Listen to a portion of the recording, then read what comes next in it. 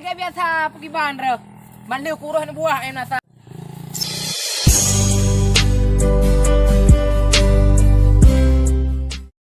Kiban pada elok yang bak dengku pele, dengku leman. Alhamdulillah pada gak kali yang bila Allah rezeki dah yang. Memang gak tahap pada yang. Alhamdulillah kali yang gak pada kalageng kaliko dah.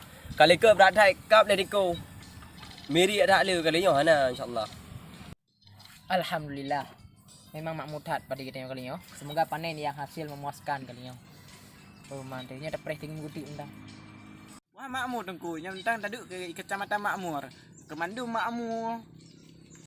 Sebetulnya memang nyelagi kan jelas memang kan. Ya, jadi awak kata duduk dalam belang nak cok intibar lewat padi yo. Ya, buah padi yo jinyo tak rayu intibar.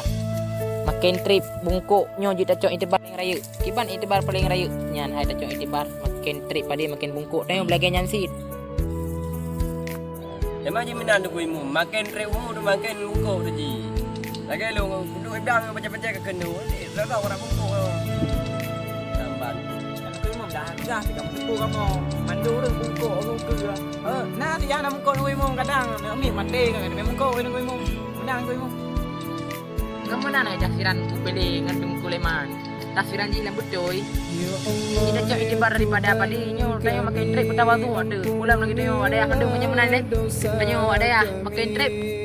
Makin trip tengok makin istiqamah dalam hidup ilmu dan makin tawadhu aku bungkuk kampung bungkuk lagi padi. Lagi tengok ke ku sampai dalam tak ketawadhukan.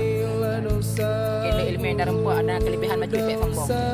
Nyorek dah di bari. Kita dah duduk aku benda ingat baju nyo. Nyo cukup kelebihan Allah. Betul tu ibu. Memang tak ada halir. Dah tu imu. Dia kamu lupa ilmu kamu tak boleh dari dulu. Maka tidak tu imu. Aku lagi dindung le orang kata pot bah. Ya dia. Orang kata pun